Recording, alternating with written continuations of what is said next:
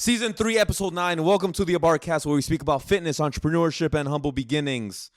I got my guy Marcel, a.k.a. the Fit Mastermind. I have a very special guest here. Joe, roll the intro.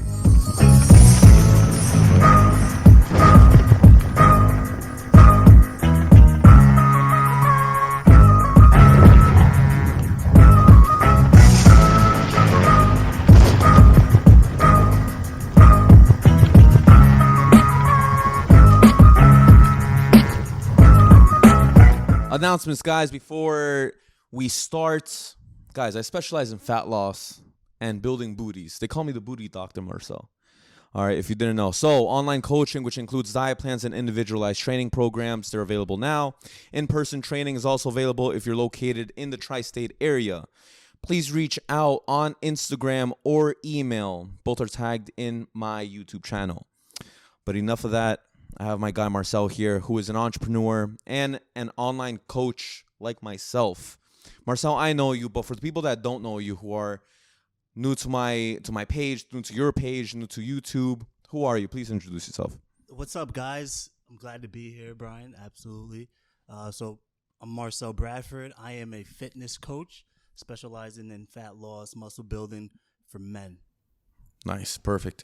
And you also do other things, which is why you're an entrepreneur, which is another reason why I had him over onto my podcast, guys, because we do speak about entrepreneurship, humble beginnings, and whatnot. And speaking about humble beginnings, I want to know and learn a little bit more about your early beginnings, Marcel. So you told me very briefly that you were born in New York City, but you were raised in New Jersey. Talk to me about your upbringings. How was it like, having your father grow up in the Bronx, right? Yep. Etc. Yeah, I mean, it was, parents got divorced, and then I opted into living with my mother, which she moved to Jersey, so I was about like 12 years old. So born in New York City, lived there till about 12 years old, and then I moved to New Jersey, and, we just kind of lived a very humble life. 4 of us in a 2-bedroom apartment, middle class neighborhood, and just fell in love with sports. And then from there, I would go back and forth though, between my mom and my dad's house. So, I have friends from New York, and even now my mom lives in Queens now. So, so basically I do a lot of my things in New York. Interesting, man. Yep. You mentioned that your parents were divorced. Did you go through the divorce, or were you born and your parents were already divorced at that time? I went through it. I was 5, so I really don't remember much about it. Okay. You know what I mean? So, but from what I remember, yeah, I remember some things. Yeah. I wanted to touch upon that because not many of my clients in the past 30 episodes, 3 seasons, have grown up with parents who are separated or divorced. And I personally have gone through parents who were divorced, and I never met my father. So I was raised by my mother, and I was raised by only my grandparents. I was mostly raised by all women in my family, believe it or not. So, was it tough, growing up with maybe a single parent household, or were you equally seeing both parents throughout your childhood? Yeah. So like, I guess for the people that, unlike most people, like most people's pops, kind of you might not never see them again. Yeah. But like my father was always in my life. That's great. He definitely taught me a lot. Foundation. This guy was a hardworking man. It took him 12 years to finish a 4-year degree. So like I knew about like work ethic right from the beginning. And so yeah, I would see him pretty frequently. Obviously every 2 weeks over the weekends, and any long breaks that I would have. Nice. Now we met each other because of a mentorship program that we both have. Yes. The HCT program. Shout out to Brandon Carter. Again, connecting trainers worldwide. I love that guy. But I remember you posted a nice thread on our Facebook chat, and you ended up asking any people that were living in the New Jersey, New York City area, if you guys wanted to get together to create some content, etc. What was your reasoning for that? Was it do it for network, just for content? And why did you end up joining HTT? Yeah, so I would say the reason why I made that thread was one to network, especially when we had such a big mentorship, like as far as people in the group, and I knew there was local people. I already met like one or two people prior to that, but it was more like we never really did a like workout session together. Okay. Right, to film for content. So, Right. so that's why I posted on there, and then you were like one of three people that hit me up, but you were the only one that actually showed up. Right. So a lot of flakers, right? So real one, yeah. And that was good, man. I think, and look where we're at now. Like, so like networking is very important, right? In all aspects of your life. When I was young, I burned bridges, right? I would just walk away from jobs, just stop talking to people. And as I got older, I realized how important, even if you might not like someone, you never know what they could bring in your life, like what opportunities they might have. So you always want to keep that good rapport, good relationships. So, and then now we're doing a podcast, right? Yeah. After it's been like a year, 2 years now? Nah, I think about a year. A year? Yeah. And then so to follow up with you, the HTT. Yeah, so I joined that because I was trying to figure out my way. How do I help more people, right, as opposed to training in person?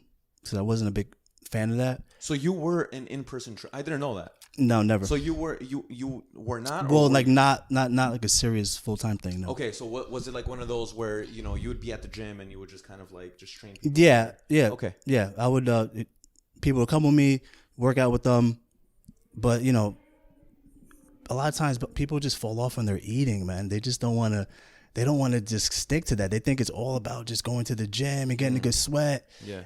But that's such a small percent of what it takes to kind of lose fat, right? Build muscle. Mm-hmm. So, I always wanted a way to I needed a component, right? Like to figure out how can I hold these people accountable? How do I make sure that they're going to follow their diet plans and stick to it? And that's when HCT kind of kicked in.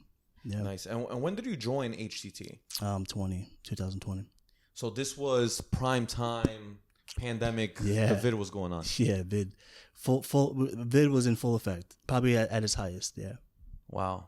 Yeah. And you know what? I could only imagine business as an online coach was probably like skyrocketing around that time. Yeah, I wish I had joined it before that, but I was still like understanding, learning how to be a presence on social media, and so as I was building that up, then HET really kind of helped me structure the ideas that I had in my head, but put it into actual action. Yeah, I think that's the best thing I've learned from HCT. It's just everything is just more organized, more structured. You're not running around like a headless chicken, just like not knowing what to do.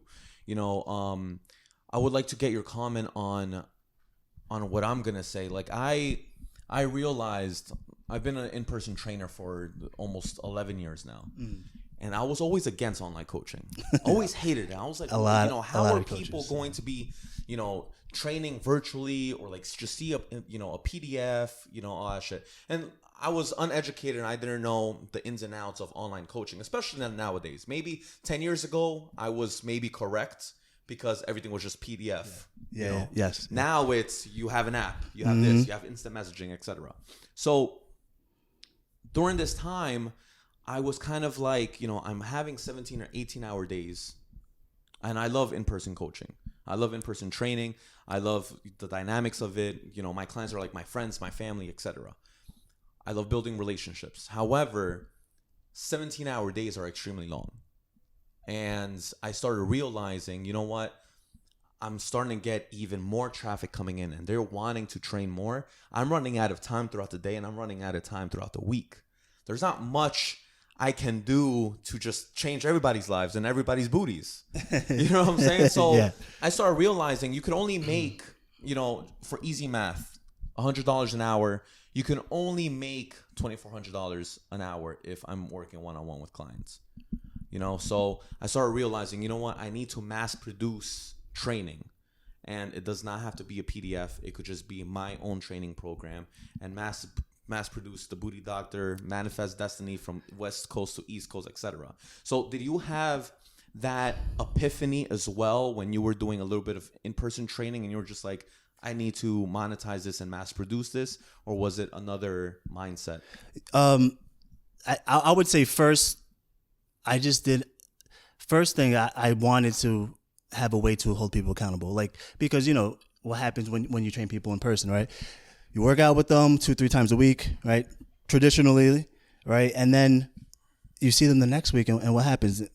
They might have gained weight, they look a little fluffier, right? So like, and you're like, hey, what's going on? You following a diet, right? You doing you doing the extra workouts that I gave you, that I structured for you, and they're like, yeah, I'm killing it, right? But we all know that they're full of it, right? So like, that really bothered me, and like, I don't want to waste my time and working on with somebody, let's say, and then they're not reciprocating. I don't care how much they're paying me. Like, I'd rather help people that really want to be helped. Right. So like, I'm really picky with who I work with.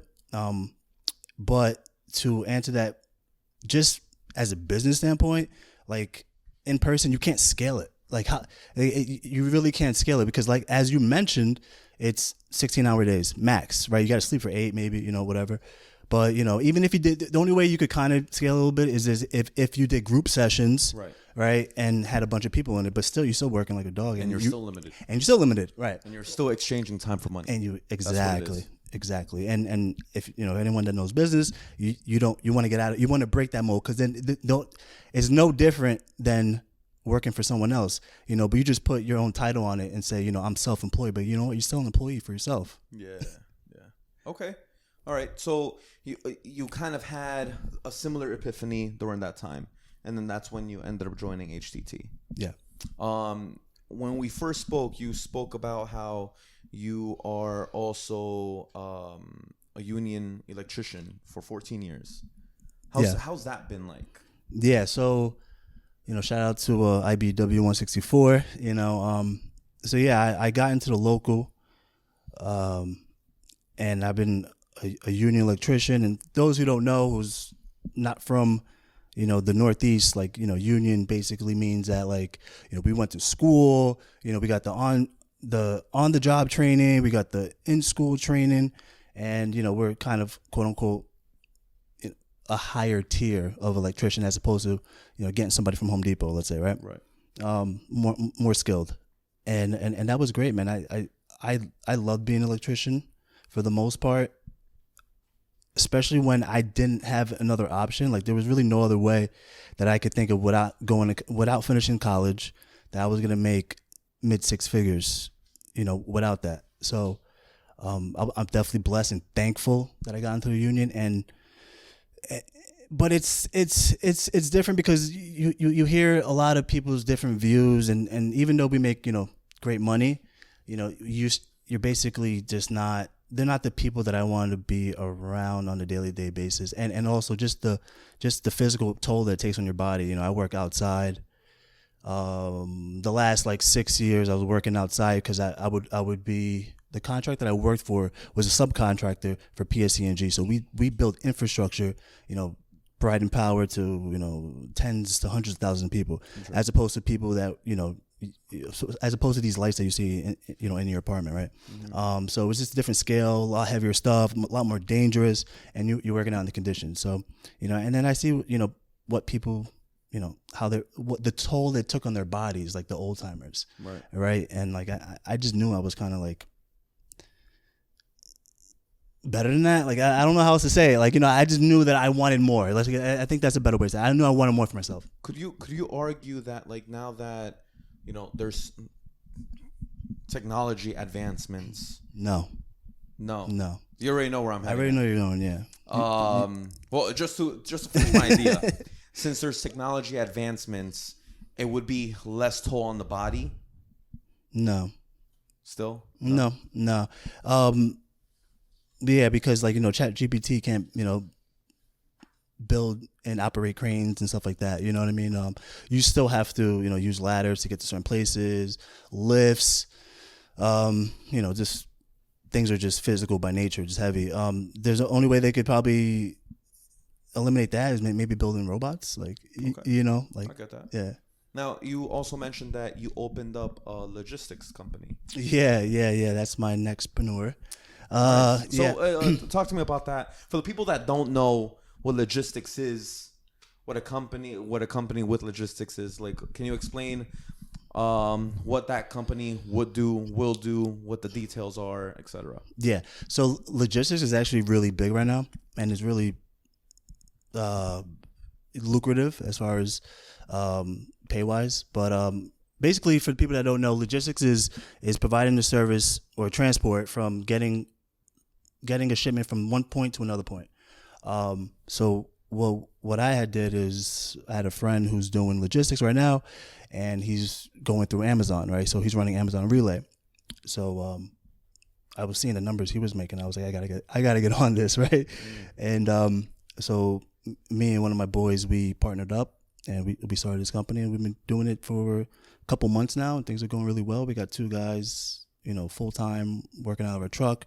We're looking into buying truck number 2 and rinse and repeat. That's great, man. Yeah. That's great. And finally, another venture that you're pursuing is a social media agency. Yeah. Talk to me about that. Yeah. That one's really like just starting, so I don't know where it's gonna go yet. But basically, what we do is we provide a service we provide a service for influencers to do that sell a product or service, to do outreach to their audience. So you know how it is with HTTT. We got it. Hit the DMs, right?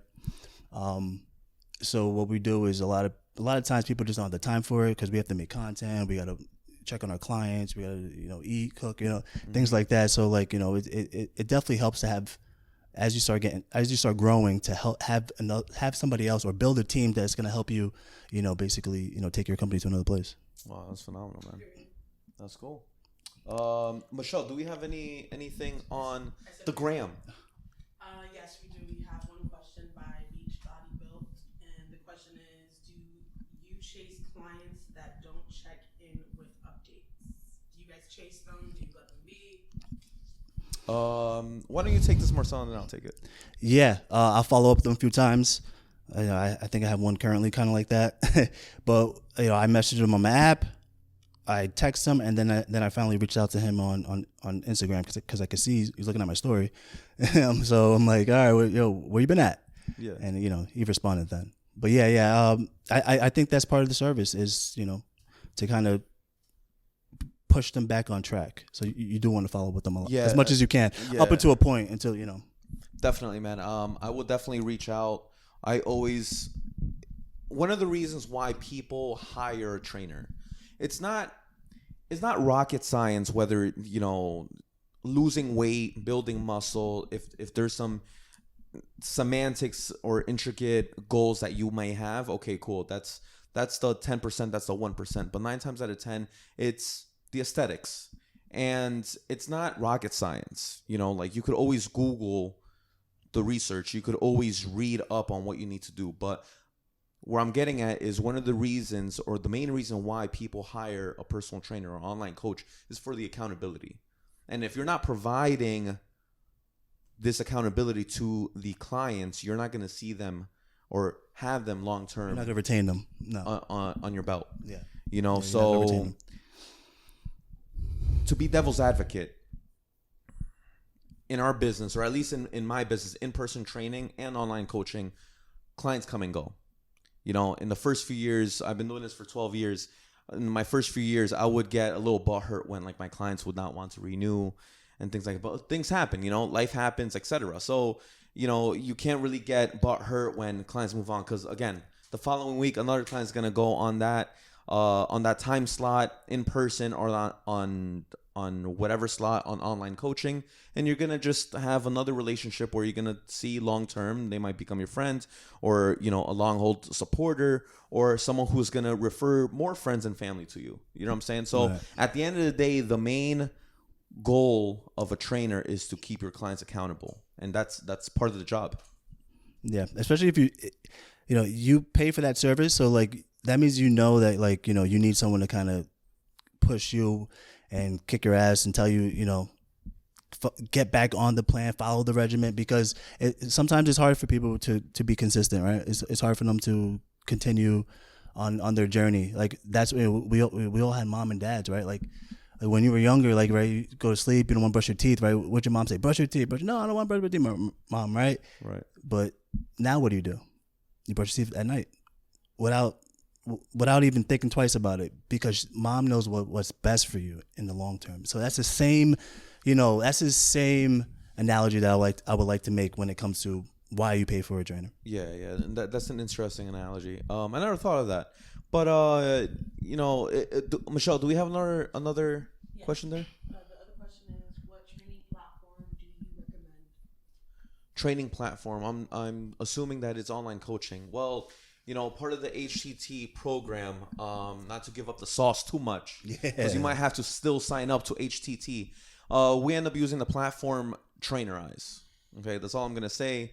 There's different aspects in it that you can utilize, but because of the high quality mentorship that we are both in, there's different softwares and avenues and services that you can combine with Trainerize, and then that the whole service as a macro can be very, very beneficial for the client that you are training. But that's a good question. Yeah, I use that, Trainerize for the most part.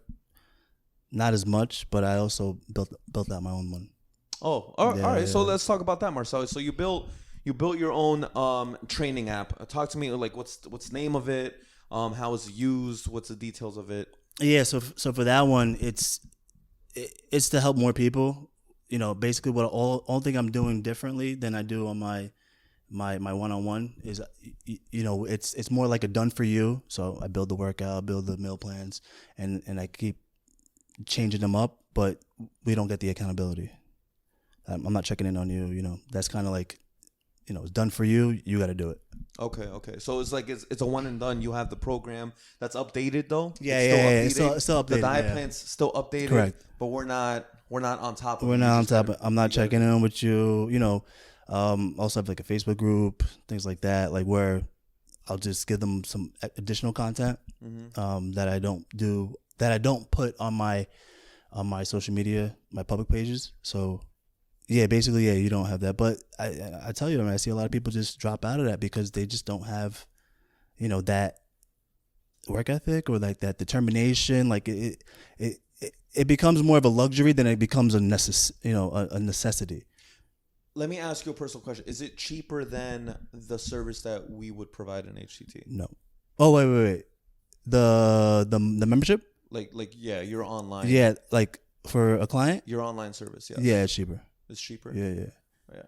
One of the reasons why trainers end up charging so much, and you want to be aware with at least trainers in person that are extremely, extremely, extremely cheap, where everybody it ends up being like almost like a flock of people that just ends up going.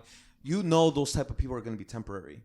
And one of the reasons why it's going to be extra accountable for you to stay on top of program is because you're paying top dollar or high ticket. Right. You know what I'm saying? Yeah. So like I am known for charging, an arm and a leg, but just look at my transformations. Like it's almost a guaranteed results. I have 70 plus transformations in the past few years. You know what I'm saying? So like you get what you pay for. I almost think about it as like if you get a tattoo artist, you want to look at, their resume, their experiences, and their artwork. If you want to pay top dollar for the Mona Lisa.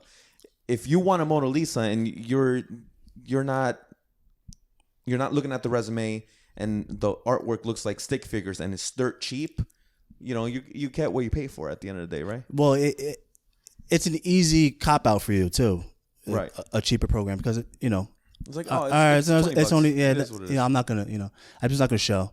But like when you put that investment up front or put that investment month to month, like a car payment, like you're gonna go, right? You're gonna make the most out of it. Right. Exactly. I completely agree. All right, good. That's good questions. Okay. So Marcel, you are extremely ripped, bro. All right. You're making me look bad, and I thought I looked good.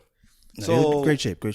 You are in shape. You have the aesthetic look. And correct me if I'm wrong, but one of the reasons why is because you are an IFBB pro athlete. Yes. So I competed. you've competed. Mm-hmm. Talk to me about the prep. Talk to me about the mental. Talk to me about the physical side of bodybuilding, because I know it's extremely tough. And I've trained, not men, but women to go on stage, and they would end up eventually winning. But I know it's extremely tough. But I've always been curious to hear, the guy's perspective and the guy's route. Okay, yeah, no, that's pretty fair. I didn't know you were going there, so that's good. Just all right, so I'll just kind of just take it back with you, right? Please. Of how I started.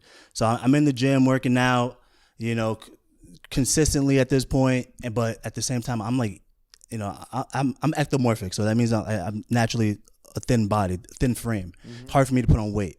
So I would just eat every 2 hours because I had a homie who played college football, and that's what he did, and he blew up, right? So I would just eat, but I'll eat anything. Could be fast food, microwave food, and I put on size. I put on really good amount of size, but I started losing my lines, no abs, and also I noticed a big difference when it came to like my breathing, like a little bit of shortness of breath. Like it was just not healthy, right? And then my boy's like, "Bro, why don't you just compete already?"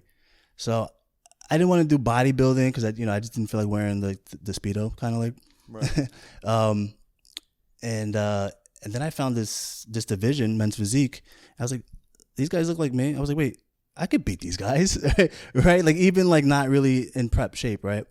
And then what I did was I found the local one. It was 3 weeks later. Signed up, talked to a couple guys at the gym. They were like, yeah, you got to tighten up. Do this, just cut down on your carbs, do more cardio. And 3 weeks later, I looked a lot better because then I started understanding more about the nutrition, even though like just a little bit more, right? And I came in second place my first show. Wow, nice. Yeah, and then I'm very competitive. I wanted to win. Yeah. I didn't care, about like, oh, it's your first show, don't worry about it. Nah, I wanted to win. This is how I am. That's how I'm built. And from there, I just had the bug, and I wanted to go pro. So then I got my butt kicked on nationals. So basically that's like a national show is there's only 5 a year. I think 5 a year, and that's how you could turn pro. And I got my ass kicked there. And then I realized I needed a real coach. And that's when I really knew about meal prepping and and then I learned about macros, which is so important. Right. All right. So I mean, we were gonna talk about diet before or a little later, but since you already mentioned macros, bro. So how was the prep, the diet prep, in men's physique, macro wise, going into a competition? It depends on the coach you work with, and it also depends on really like ultimately like what type of body you have. Right. A lot of times, even like with my first coach, he played it too safe and just kind of gave me something that he gave basically, yeah, his other competitors. Right. But and it just thinned me out too much. Like I could hold carbs like really well. Right. I'll just fill out and get tighter. So it's I would say I was eating about like 2,800 calories and maybe carbs, maybe about 150 at the time. And then I ended up turning pro anyway during that and 11 months later after my first show. And then my other coach really taught me. See, he was a clinical nutritionist. He had a master's in it. Okay. Shout out to Cameron Garter. He saw one of my diet plans, my off-season diet plans. He was like, listen, if my teacher, if I submitted this to my teacher, he would fail me. Like, he would kick me out the master's program. Wow, he said that. It was that bad, yeah. So what was bad about it? Passeroni. 1 box of Passeroni. Like as a bodybuilder, as a competitor on your off season, like, come on, it's like that's it's like a junky food. You know what I mean? You could increase your calories and your carb numbers with with still good quality sources. So you're not putting on too much fat. But yeah, ultimately I would say, just men's physique division, I would say, yeah, it's about 2,800. It depends. Some people do, no carbs 3 days in a row and then, a carb load. Nice. Okay. But wait, sorry. Yeah. But to circle back, and answer your question about the actual grind of it. Right. So to give you an idea, I was married, working 60 hours a week, kids, house, mortgage payment, car payments. I was still working out 6 days a week, 2 hours a day. Mm. Yeah, 6 days a week, 2 hours a day, because I wanted it that much. Mm-hmm. You know what I mean? So you have to be a little psychotic, a little bit. Like, if you want to be good, listen, anyone could go do a local show. Anybody, you just sign up and pay them. And you see people on there, they look kind of ridiculous, but like, I think they make it more like of a joke sometimes. But like, anyone can do it. But do you want to say you do it, that you did a show? You want to say you were competitive on it? It's two different things. Right. So that's gonna come with your mindset. Nice. And when I asked you about being the pro athlete, you said that you used to do it. Why'd you stop? Oh, I did it for about 4 years. So like, I did 3 years as a pro. I had a lot going on in my life, and then so I couldn't really focus on that. And plus too, just it doesn't really translate into money right away. Like, you have to be like top.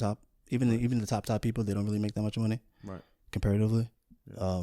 But you spend a lot of money like traveling to these shows, prepping for these shows, supplements, food, hotels, about yada yada yada. Taking time off of work. So like, to me, it was becoming more of like a hobby than it was like, something that I could have monetized.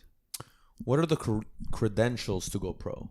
If anyone else out there wants to credentials, depends on your division, but like, for instance, men's physique, you got to come in top 5 in a local show, regional show, and that qualifies you to be eligible to go to a national show. There's only about 4 or 5 of those a year, and the first 2 you have to. The first one, so basically, just to keep it simple, you have to place either 1 or 2 in your division. So they categorize you by height, and there could be up to 5 divisions per national show. So you have to come in top 2 in order to qualify to be pro. Okay. How do you find a coach or a new coach? You mentioned a few times that you used to have a coach before. Yeah. What are you looking for when you're shopping for a new coach? Do you go to Craigslist for a new coach? Like, what's going on? No, I think you have to like follow the league and follow the top guys. And that's what I did initially. I found who was the top 5 at Mr. Olympia, right? And I found one of the coaches, and I reached out to him, and I started working with him. Wow, and so it's at top 5 in Mr. Olympia. Like, that's a huge competition. So yeah. I'm assuming this coach, you weren't seeing him eye to eye. No, it wasn't even online. It was like emails, really. Right. Like notes, like iPhone notes, like with my meal plan. Yeah. Not even. Oh no, it was an email with my meal plan and workouts like that. Yeah. And he was very flaky. I wouldn't talk to him a lot. Like, he would just go missing at the most crucial times too. Like peak week, which is like the week leading up to that show. Most important time where you got to start changing water. You got to start changing your carb intake. Sodium too. Yeah, the sodium. So like, you need to know the protocol based off what he sees in your progress picture. Jesus Christ. Yeah, man. 2 weeks. It happened like twice. Like, one was 2 weeks out, and the second. Are they expensive? I don't know about now, but some of them could be. Yeah, I mean, yeah. Give me a range. Let me see. When I did it, they could be anywhere from like $250 a month to more. Okay. Yeah. Wow. All right. Yeah. No. Coach. A competition prep. Competition coach. Have you always wanted to be an online coach growing up? What? No. No. No. I mean, What made you get into fitness then? Let me ask you it like what made you get into not specifically online coaching or being in men's physique or even in person. So like what got you into like the fitness realm, period? Just like what got me into like working out pretty much when I was younger. like realistically, I just kind of wanted to just improve my body because I was always, normally like just flaco, right? And just wanted to add some size. And I knew that like, I needed to go work out. And then I started just falling in love with it when I started seeing my body change. And then but then I really started noticing like just all the other benefits that came with it. And more importantly, like why I still continue doing it. I think it's more the mental, man. I feel like it just gives me more confidence, just, stress relief. I have mental clarity, like I just feel really like in order to build your mind, you got to build your body first. Like they don't go any other way because, if you're not physically strong, you're going to be physically weak. Yeah. Right. So like when life happens to you, like it's because it's going to, right. Are you ready to handle it? And like just looking at my family internally, like there's mental illness in my family, and I'm like one of the only ones that don't. And the only reason, and me and another family member was talking about it, and I realized like the only thing different from me and everyone else was I work out like consistently. Like yeah. What's your niche? What's your specialty? I went on your page and you have a specific demographic of people that you train with. Yeah, so typically, my clients are typically 30 to 50, typically 30 to 50 and 30 to 50 looking to cut, most of them looking to cut down weight. Kind of just lose a little bit of fat that we get after we hit like 30 years old, right? Because, most of the time, the drop of testosterone. Yeah, the drop of testosterone, 1. 2, we're not as physically active. We're not playing, little pickup games with our friends, college thing. We're not as active, and we're starting to like eat more. Yeah, and for the average man out there, like those are the times where usually they end up popping kids, and usually, biology and science just shows that when you end up popping a kid, you end up, you're working a lot more, or you end up in the household a little more, and your estrogen levels goes up, testosterone goes down, and you just end up packing more weight. Yes. Is that very common in your demographics? Yeah, absolutely. I think that a lot of times people just looking to want to get back to the way they look like, and I think that just most of the time people just are so, and these people are really accomplished in their careers, right? And in their families, let's say, having a wife, kids, house, traditional stuff. But like now they're just missing their body image, right? For themselves, their confidence. They lost that. They want to get that back. Yeah.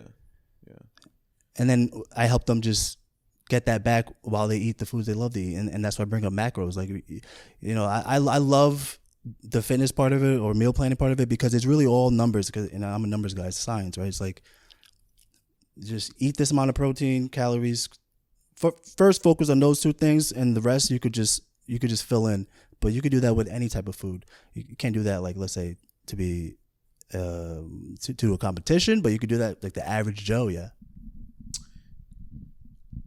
Do you require any of the gentlemen that you train to weigh their foods, to scale their foods? Yeah, I do. Okay. I mean, I tell them this is the best way to be accurate with it. Yeah.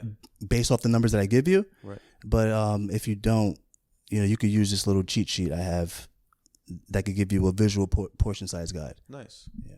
Nice. I'm a good host, so I ask very good questions, and sometimes I need to play devil's advocate. I want to hear your perspective on, do you think a person in general, not even specifically in your demographics, people in general, because this is almost like a give or take, there's always trainers on one side of the spectrum, and then there's always trainers on the other side of the spectrum, where they end up utilizing and pushing weighing their foods, scales, etc. Do you think it works? I'm not gonna lie, it works. But do you think it's good long term? And do you expect this person X to do it for the rest of their life so that they could maintain their physique, etc.?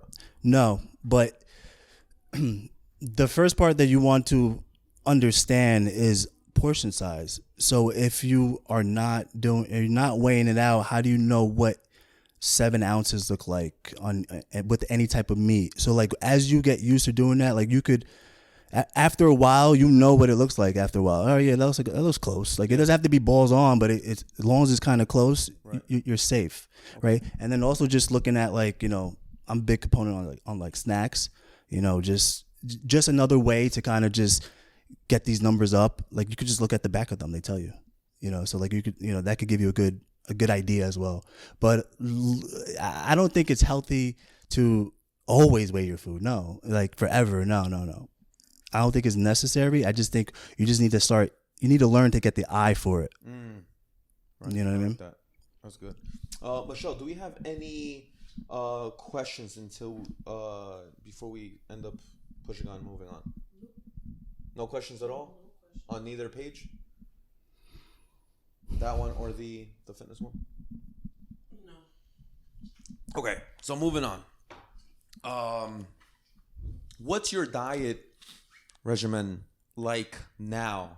Because again, you are not on stage anymore. Yeah. Okay, you're still looking ripped. Appreciate it. So it's like how's your diet look like for Marcel from morning to right before you go to bed? It's not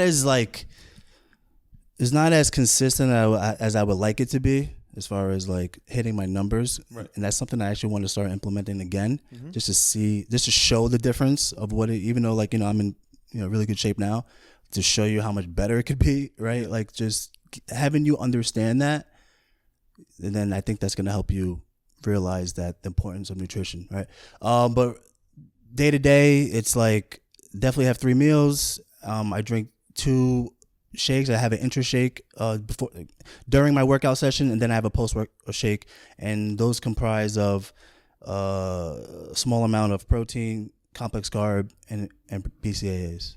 Nice. And what do you have And for then breakfast? and then lunch, snacks. dinner? Okay, so it varies, depends what my girl cooks, but every morning I'm pretty much eating protein waffles. Okay. I just been eating that for months now. Nice. Those are addictive. They are. The berry. Yeah. Yeah.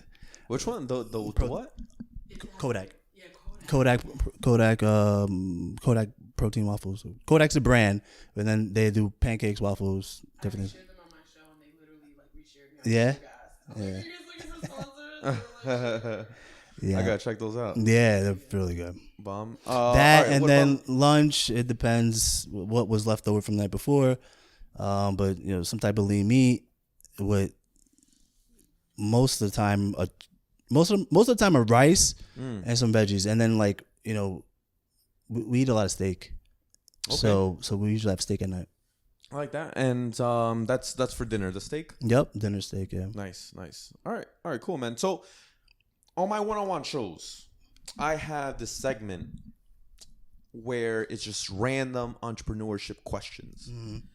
And since you're the star of the show today, and we're not going to be doing an after-hour show because we have someone who's extremely knowledgeable in different aspects and avenues in men's fitness and physique, etc. I really want to pick your brain on entrepreneurship questions and then training questions as well. Okay. So you can go into detail with some specific things, or you could just answer them in very, very short 2 or 3 sentences. Okay. Cool. Shoot. Is being an online coach for everyone? No, it's not for everyone. Why? Just online coach in any type of demographic, like any type of niche, right? Yeah. I think it's not for everyone because of the work that you have to put in. There's not a lot of people that are willing to not see results right away. Like you have to build up your plans, right? You have to build up your following. You have to build up your audience, right? You got to nurture them. So there's a lot of times, like I'll tell you, when I created this Instagram page, like a year, man, just posting every day, didn't miss. And then, you know, getting little engagement, you know, little traffic, little likes, and then one day just one reel just went crazy to like 200K, 300K. Wow. And then from there just all started picking up. Yeah. You know, I think, you know, partially because of like that, it was something enjoyable that people wanted to see, but also just that I think the algorithm picks it up like, okay, this person's consistent, so okay, let's reward them a little something. What do you remember the post that got you? Yeah, it was like a strawberry shortcake high protein strawberry shortcake like snack, like a little cup. Yeah. And it's one of those reels that you end up, because I end up seeing your reels, bro. Yeah. You end up like you're flexing on the gram, no shirt. Yeah. And you end up having like a bowl of whatever, and then you end up mixing it up, and it's just little cuts. Yes. And it's just boom, here you go, and that's basically something like that. That's what started it. Wow. So yeah. So I seen that. Okay, this is what people want to see. Yeah. Let's give them more of it. And do those type of clips and content? I'm just being selfish right here because I just want to pick your brain. Does it take long to make? Yes. Yes. Oh, man. Yo, hours, man. Like it because you have to clip it. And it's crazy because the clip is only 15 30 seconds. Yeah, it takes, or just outsource it. But then you still have to tell the person like how you want it. Right. How you want it to be done. So then do you do it yourself just because you want the perfection? Yeah, the snacks I definitely do it myself. When I do like talking head ones, like I'll sub that out just because I don't know how to do the lettering part. Right. Yeah. Okay, cool. Should everyone have a personal trainer? Should everyone have a personal trainer? Yes. Like fitness is a seasonal thing. It's usually 4 months, right? People come and go. Because people want to get shape for the summer, people want to get shape for a wedding, a specific event, whatever. But I think it's good to have had one. Like everyone should probably have one, so you could so you could know, like, what structure looks like. Especially if you don't have the experience and you don't know your way around the gym, you don't know what exercises to do, rep ranges, intensity, rest time. Like if you don't know those things, just. Go with something. So you're saying, just to be clear, you're saying no, but you think everyone should have one at some point in their life. Yes, correct. Like you're not gonna always have one, right? But yes, you should invest in one, just so you could understand it more. Understand the basics, the foundation, the structure, what it looks like, what does a meal plan look like? Just understanding that. I think that's very valuable. Right. I think to capitalize on that. I think my perspectives have changed in the career that I've had. I think now I agree with what you just said, just because I'm a huge habit guy. Mm-hmm. Training is all about and keeping in shape and maintenance after you reach a certain goal. It's all about habits. Yes. So one of the responsibilities, not the job, but the responsibilities that a trainer has for their client is to change their bad habits into decent or better habits. And then those better habits end up becoming good habits. So then when that person, that client ends up graduating to become independent from the trainer, those bad habits turned into good habits. Those habits end up carrying on for the rest of their life. And it's just like one of those automatic things, like you said, where you just brush your teeth and you don't even fucking think about it. You don't think about it. Yeah. You know what I'm saying? That's the ideal, right? Yeah. That's the idea. That's what we want to be here for. The primary goal of a trainer is for the client to eventually become independent from that trainer. Yes, to learn. Via utilizing the good habits that you end up learning throughout your fitness journey with that trainer. Yes. So I would like no diss to in-person trainers, right? Obviously you're an in-person trainer. Go ahead, man. But like your objective is to keep people, right? Like to keep them going, to make them feel good about having a good sweat. And you don't get that education most of the time with the in-person trainer. Listen. Majority of them. I beg to differ, but not saying you. I know. I completely understand. I understand what you're trying to say, but I think they're not giving you a meal plan. Go to LA Fitness, Retro. Some don't. I know they don't. Some don't. Do you see the way they look?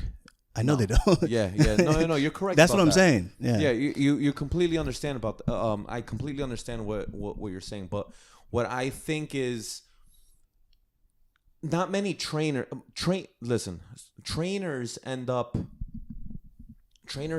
In-person trainers end up doing this more as a job than a career.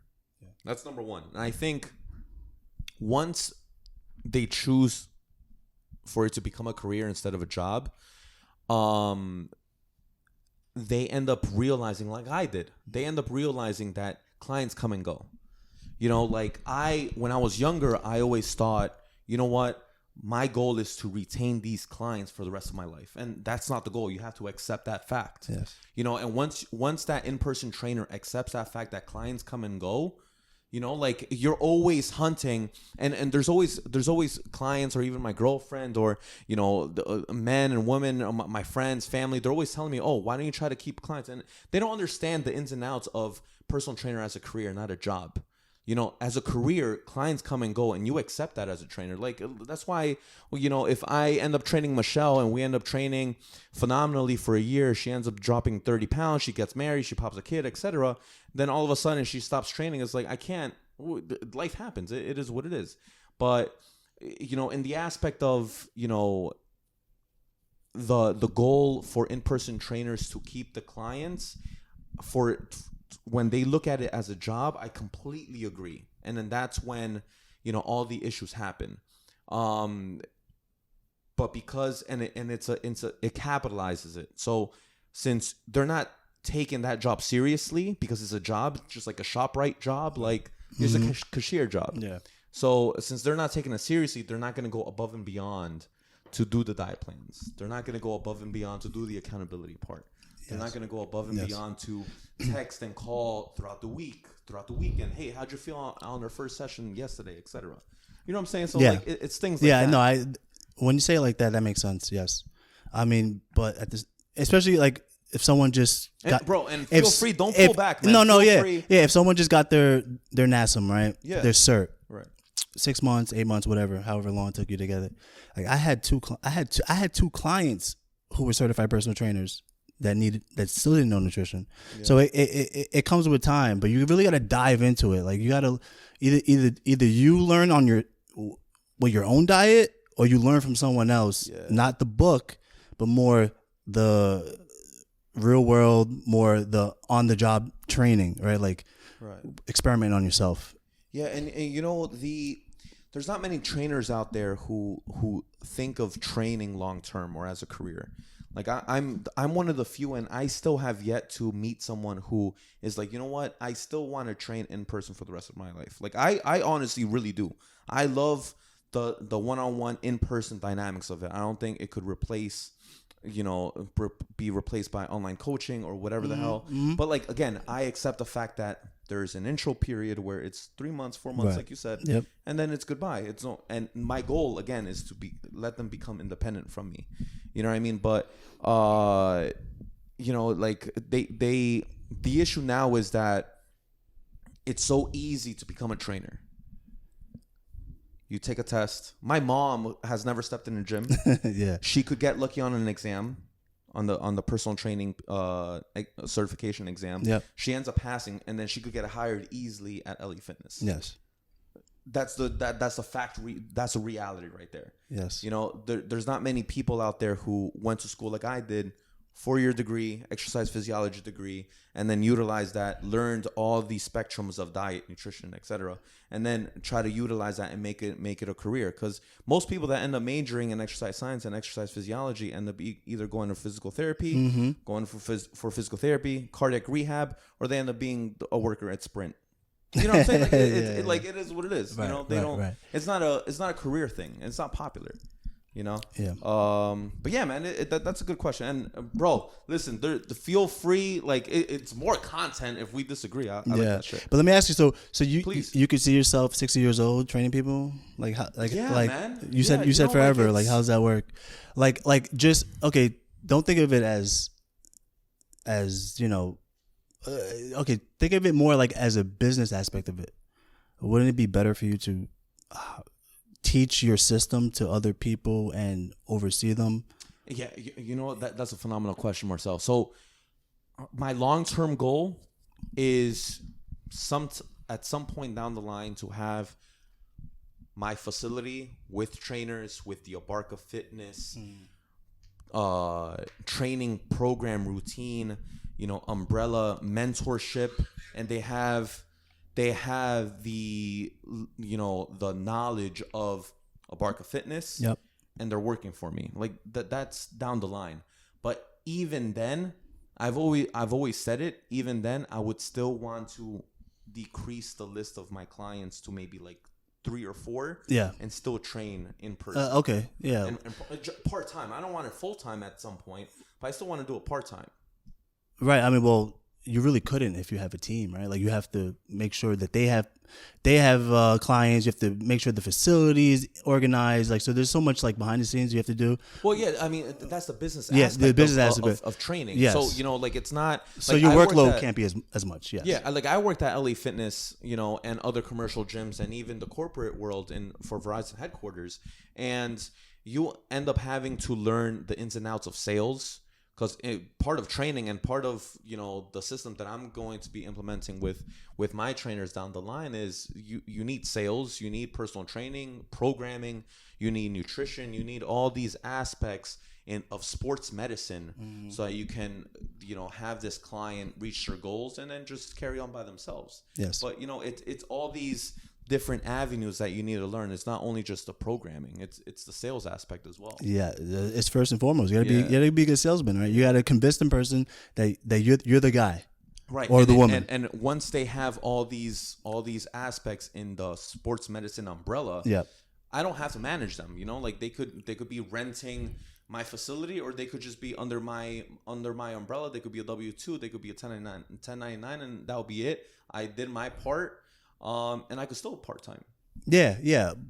I think that would make sense, having like very loyal customers. You keep training them if they've been with you for years, right? Let's say, right? But like to get like new people, I don't know. I don't see the, you know, point, like point it, you know, to be devil's advocate, maybe going against my thought process. Let's say if I was 55 or 60 years old and I'm still calling myself the booty doctor, and I'm building booties and I'm building booties that are 21, 25 years Creep. old. I understand that aspect, but in the age of social media, in the age of transformations, you know, when you have, it's like I said, it's almost like a tattoo artist. A tattoo artist, you know, if the guy's young and hot, whatever, yeah, he's gonna fucking tattoo hot girls.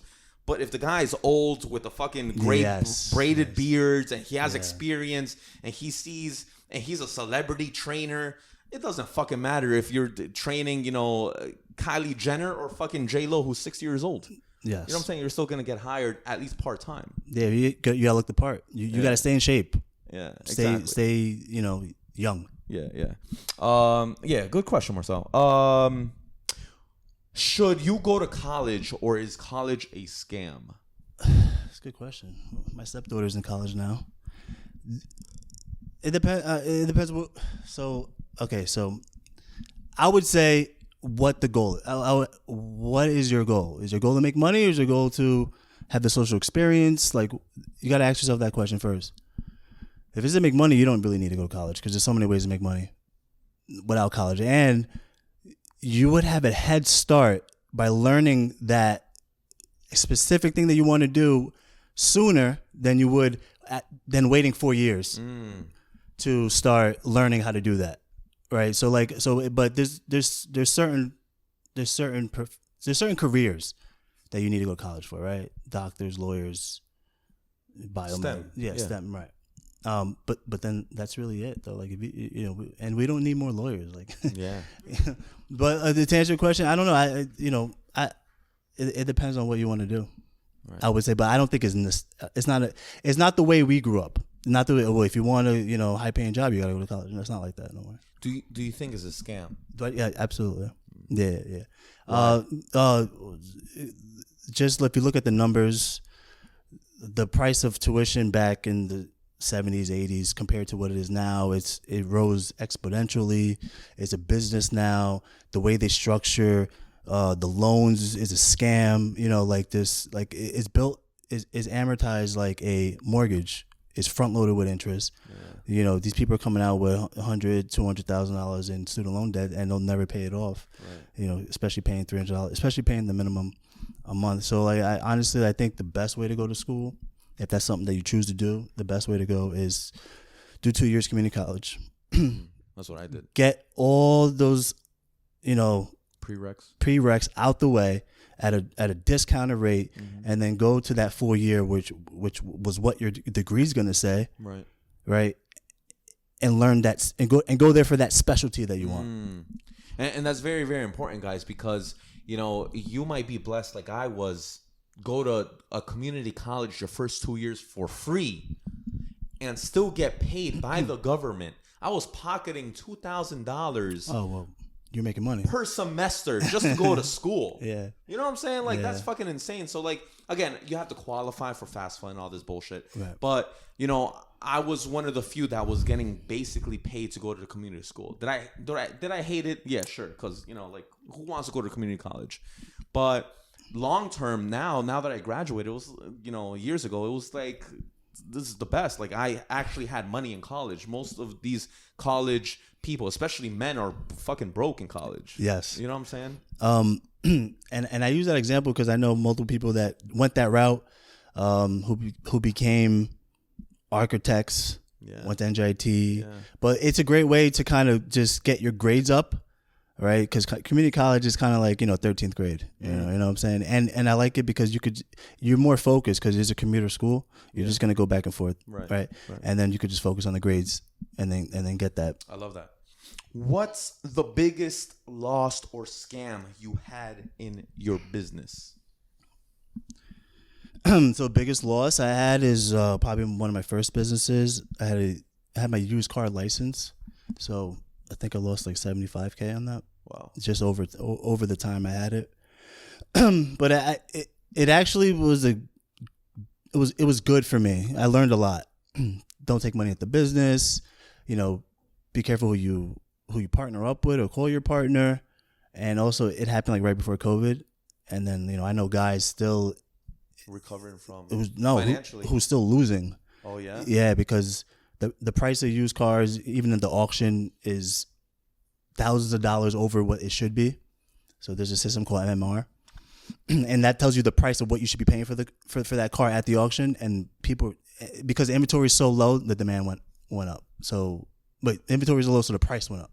All right, so everyone's paying over what they should be, and then they're selling it for a discounted rate and just making very small amounts. Yeah. And they took out all these, and a lot of times most people aren't liquid. They're using banks' money. Yeah. But I would say that's probably the biggest loss and learning experience for me. Any scam? Not scam. Nah, I'm not. No. Biggest business risk you took? I do it all the time. Biggest risk, leaving my mid six figures career to focus on the business. Yeah, you're like entrepreneurship. Yes. Nice. Yeah. Where everyone will tell you you have to wait until your business or your side hustle makes the same amount of money as your job and then leave. But in reality, if you really think about it, you can't.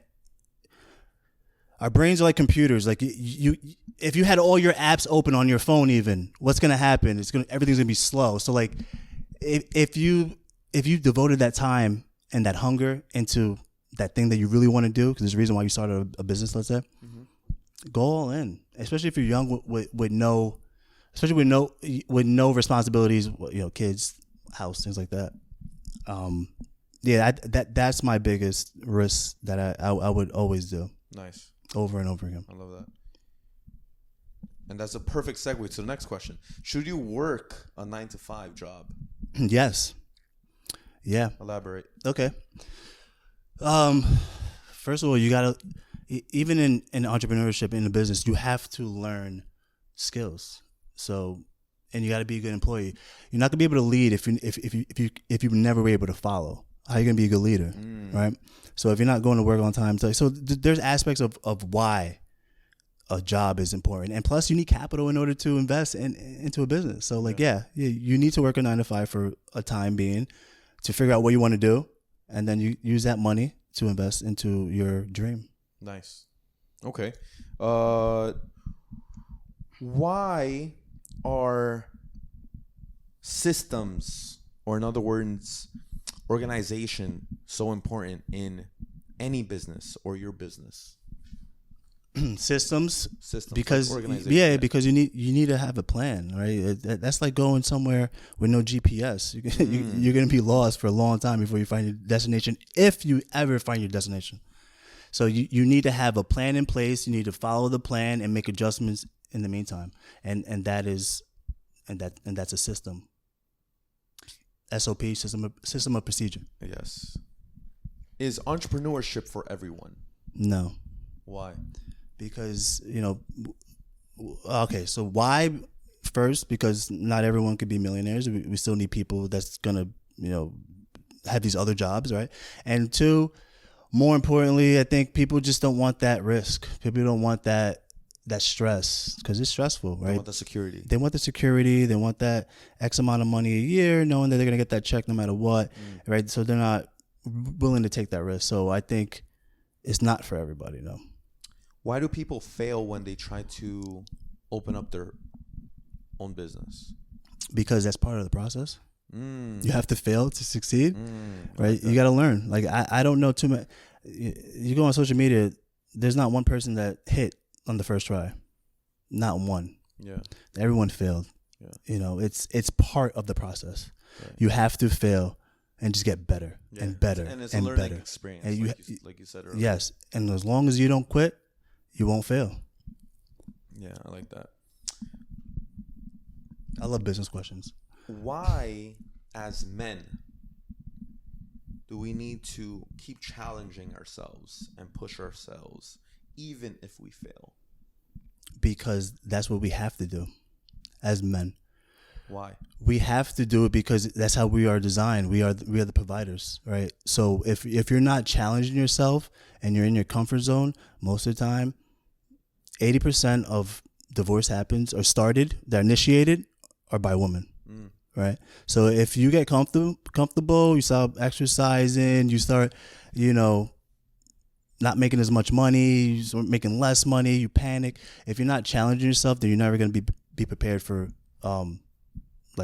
catastrophes in your life or challenges in your life. So you have to be prepared. You have to challenge yourself so you're prepared for challenges when they come up. Yeah, I think obstacles, I think tragedy, I think, mental and or physical scars shape a man, and they end up building up a man, and they help a man become successful. And I think that's what differentiates men and women, because with women, the unfortunate truth is that my perspective is a woman should not be going through tragedies and obstacles to the level of men should be going through, just because they not many men would want a girl who's gone through so much shit and dirt, and then at the end of the day, coming up from the mud, metaphorically, they want someone pure, inexperienced, etc. But for us guys, I think part of failure is very, very important. Tragedy makes us stronger, mentally and physically. What do you think about that? I think women need to be protected, right? That's our role, right? We need to be the protector, the provider. Mm-hmm. I think so. We don't want them going through the same things as we do, because, like you said, those battle wounds is sometimes it's hard for them to heal from, and they'll use that onto their next relationship, let's say, or in the rest of their life with other scenarios. So I think as much as you could limit that for a woman, I think that's important to stay, like you said, pure in a way, right? Right. Because I'm not sure if you have a daughter, but I could imagine if I had a daughter, I would not want that daughter to go through anything. Yes. And then when I have that daughter find a man, I would want that man to provide for my daughter, because that's part of the job. That's our job. You know what I mean? Like if if she ends up finding someone, I want to make sure that person is going to be providing and treating my daughter like a princess and like a queen, so that when I give her away, my responsibility is done. Yes. I think that retrospectively, what you're saying is that you want someone to take your role over, right? And in a way, you want him to be sort of your image if you are that protector provider, right? Exactly. So you're looking at her choices, like, does he like me in a way? Does he work hard? Does he take care, provide? Does he, or is he lazy and smokes weed every day, blah, Yeah. blah, blah, right? Like you don't want that, right? But yeah, we can only do as much as we can. Yeah, man. Yeah, I really liked. I really wanted to really pick your brain on that point, just because your niche is specifically on men. Yes. And I know that with your specific demographics of the age range that you train and work with, I'm sure these type of questions and answers come up, especially when you're going on call with them, and we're both trainers. There's always those clients that end up like pouring their heart out. Yeah, most of my check-in calls, we rarely talk about fitness. We're talking Isn't that about insane, bro? we talk about the personal stuff because it's all correlated. Yeah. You know what I mean? You have a bad day at work, you have a breakup, something tragic happens in your life. First thing you if you're not built for it, you're gonna want to like stop working out. You're gonna want to kind of like go into a little shell, be a little bit more reserved. And my job is to talk them out of that and put them right back on the plan that we have, because we're almost like a psychologist in a way, yes, man. yes, oh yeah. I mean, I have times where I remember times where every check-in call I had with one of my clients a few years ago was about like his career. Like, did he make a decision? Does he want to leave where he's at? Because he just wasn't happy, and I could hear it just in his voice. I'm like, dude, if you're not happy with something, you gotta change it. I don't care what it is. I don't care how bad you think it's gonna be.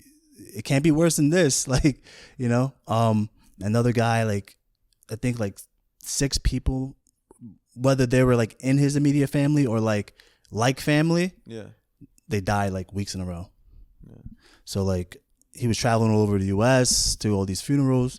So I was just there to kind of, tell him, oh, don't worry about it, man. When we get back, you're going to get right back into it. Because, he started seeing good results. And just kind of keeping his head space where it needed to be in order to be, the authority in his family. If there's anything in your business or businesses that you would like to improve, what would it be?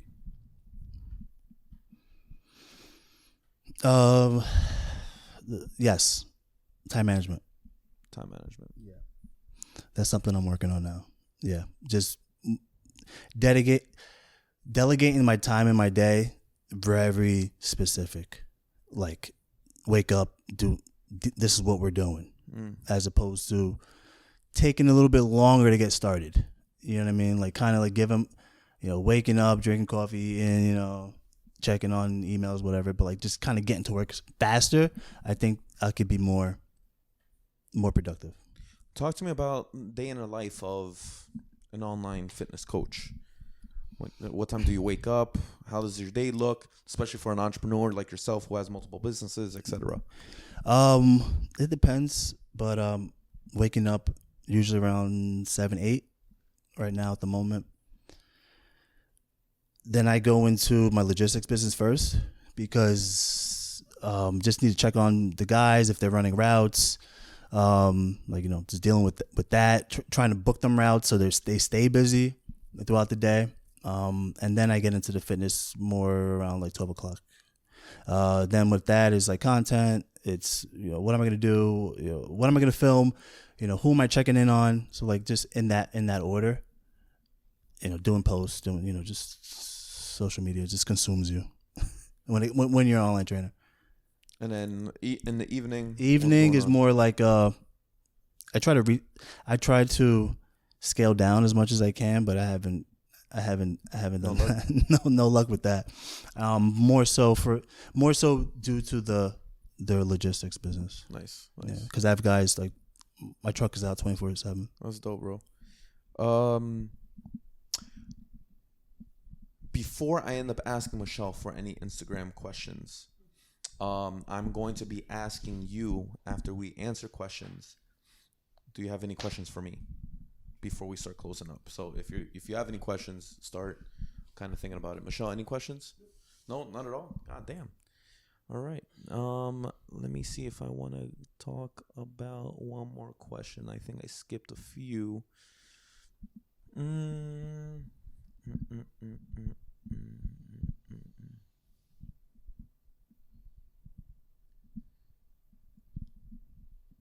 You know. Do you have any questions for me before we start closing up? No, man, I think you did a great job, man. I just appreciate want to say thank you for having me on, man. Of course, bro. What's next for the Fit Mastermind? What's the next move? What's coming up? And then at the end, I want you to share your Instagram tag, your TikTok tag, where people can find you. Yeah, so the next move for me is just doubling down on the fitness membership site. I'm going to just really focus on that, grow that, just help as many people as I can at an affordable rate. So be on the lookout for my ads. They'll be coming out soon. And then just always improving, just working on something, staying busy, scaling, growing always, you know what I mean? So what's next for the you said the social media agency, you're just starting off with that. Is there anything that you're about to start doing that you want to kind of go into? With that, nah, not so much. Nothing elaborate, but we will start brainstorming on some things that we're gonna do to generate more clients, basically. Nice. Yeah. Now this is the second time on the pod, on a podcast. Yes. How did you like this experience? Am I a good host? Would you ever come again? Yes. Yeah. I think I love this setup. I think I like the way we riffed. We kind of just, it was like some couple guys just catching up, bro. Yeah. And it makes it feel easy for me, but also it's entertaining too. Yeah. You have really good questions. I appreciate it, man. I do my homework. Yes. I stalk all my all the guests.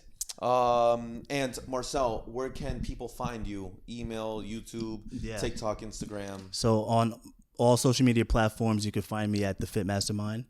Instagram, Facebook, TikTok, YouTube. Ladies and gents, this is entrepreneur Marcel, personal trainer, online coach, former men's physique competitor. Yes. And entrepreneur. All right. Thank you for coming, bro. I appreciate you, dude. No problem, man. Until next time. I appreciate the love, and that's a wrap, guys. Thank you for later.